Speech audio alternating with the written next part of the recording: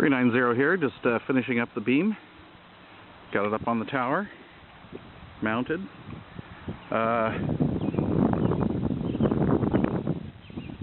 I'll unwrap my little quad reflector here, and